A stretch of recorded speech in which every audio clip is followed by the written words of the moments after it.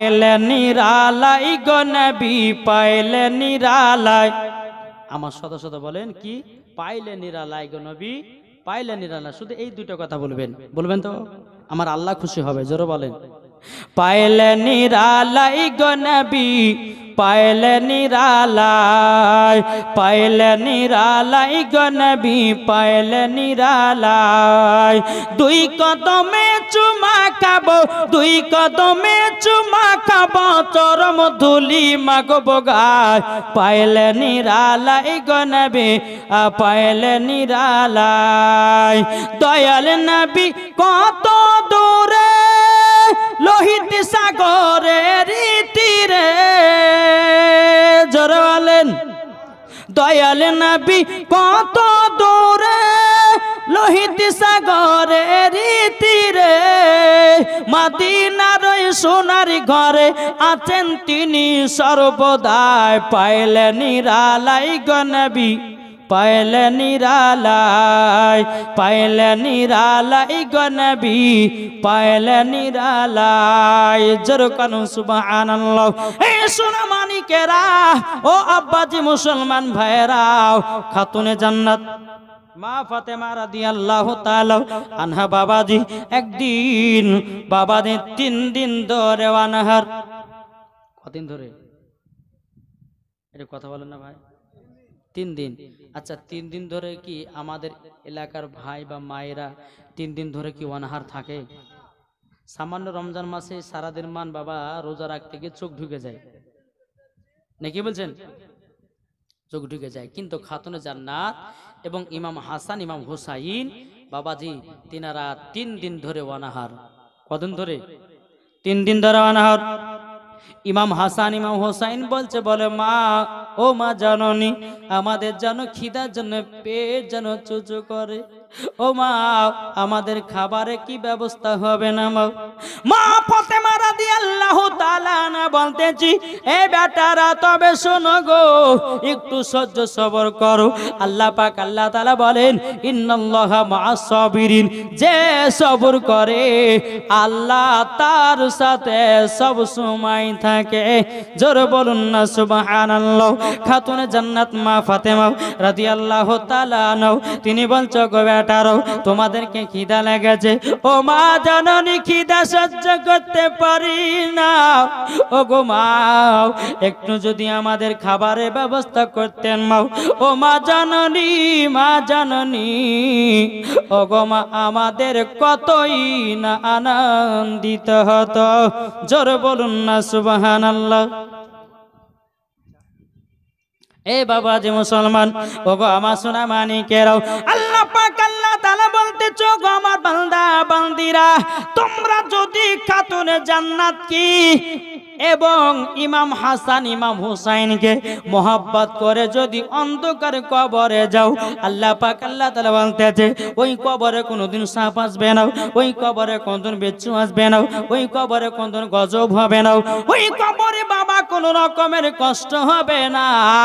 ওই কবরে বাবাজি জান্নাতি জান্নাতি হয়ে যাবে। জোরে বলুন না সুবহানাল্লাহ। এদিকে মা ফাতেমা রাদিয়াল্লাহু তাআলা আনহা বলছো গো বেটারাও একটু থেমে যাও তোমাদের জন্য খাবারের ব্যবস্থা করতেছি।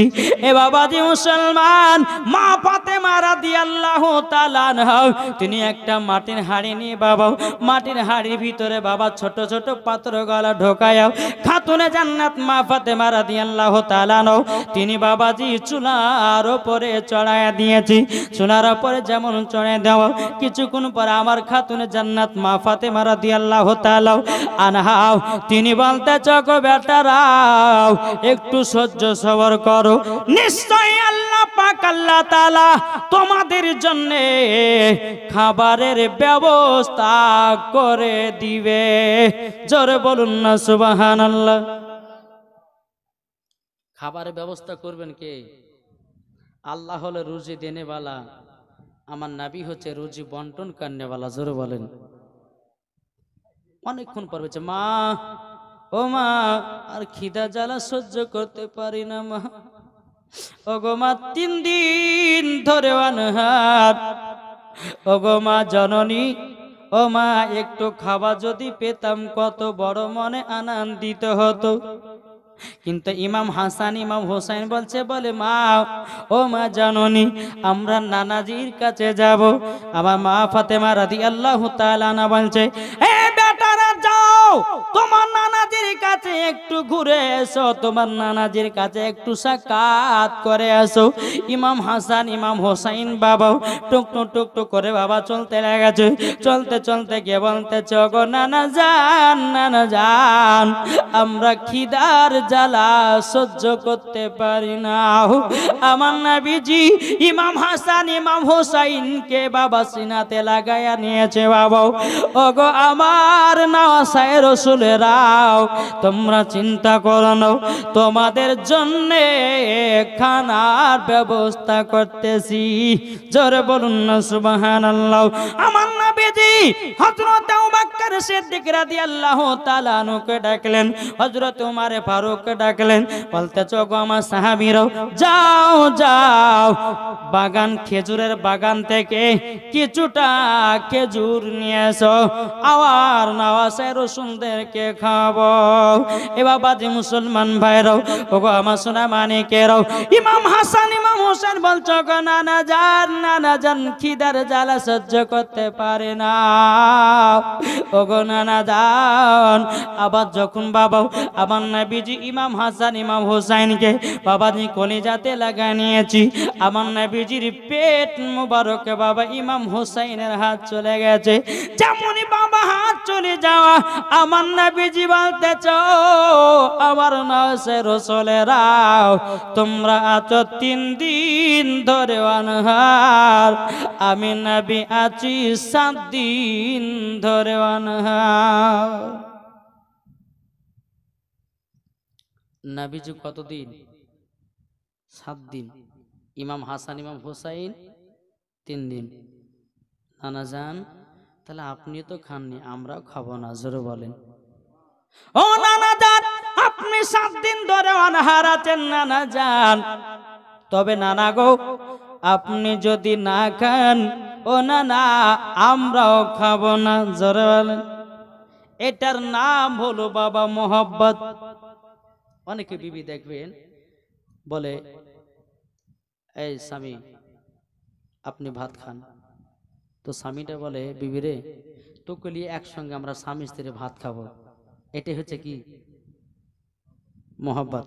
অনেকে বিবি দেখবেন বাবা স্বামী গেছে মাঠে, কিন্তু দেখছে যে 2 ঘন্টা 3 ঘন্টা পর ওয়াল্লে কে ভোকে থাকবে, আমি খাইয়ে দিই। ঘরের ভিতরে যায় বাবা যে একবার 2 থালি ভাত মেরে দিয়েছে। তারপরে স্বামী এসেছে, তা আসার পরে বলছে, এই এতক্ষণ মাঠে কাজ করে, আপনার লেগে আমি খাইনি গো, ফিরে দিকে 2 থালা বসিয়ে দিয়েছে। এটা কিন্তু মিথ্যা ভালোবাসা।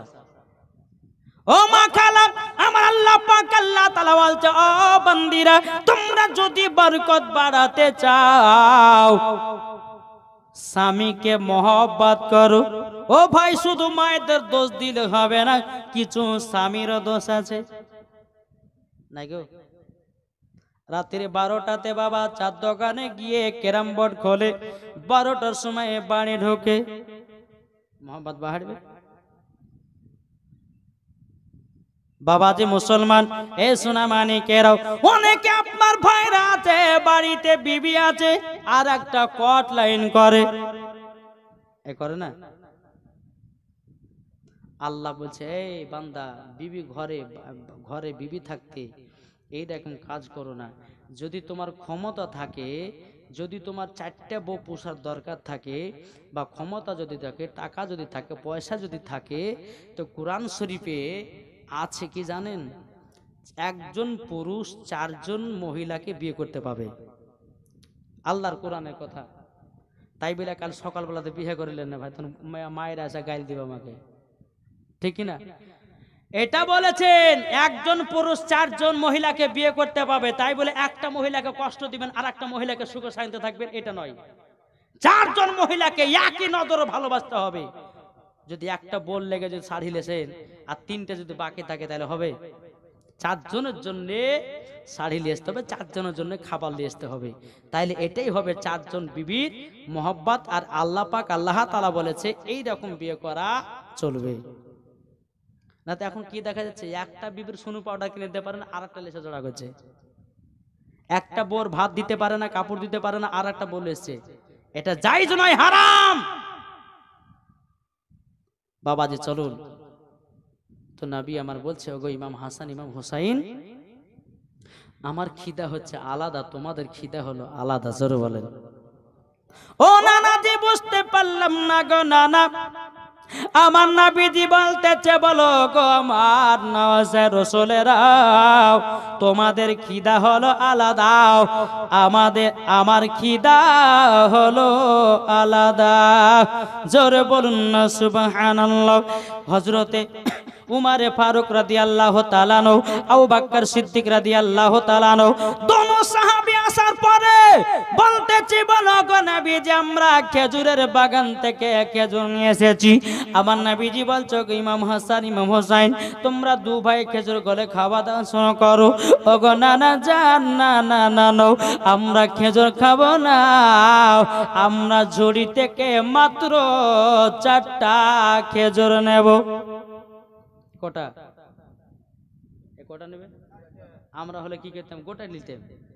এই ভোগ লেগেছে, পেট ভরে না খেলে হয়, গোটাকে নিয়ে বাড়ি চলে আসতাম। কিন্তু ইমাম হাসান ইমাম হুসাইন বলতেছে, না না, আমরা বেশি নেব না, 4টা নেব।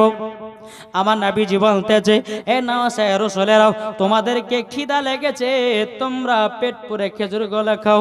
বাবা যে ইমাম হাসান ইমাম হুসাইন বলতেছে, না না গো, ও নানা জান, আমার বাড়িতে আম্মা জান আছে, আমার বাড়িতে আব্বা জান আছে। আমার আব্বা জানো 3 দিন ধরে অনাহার, এবং কিনা আমার আম্মা জানো 3 দিন ধরে অনাহার।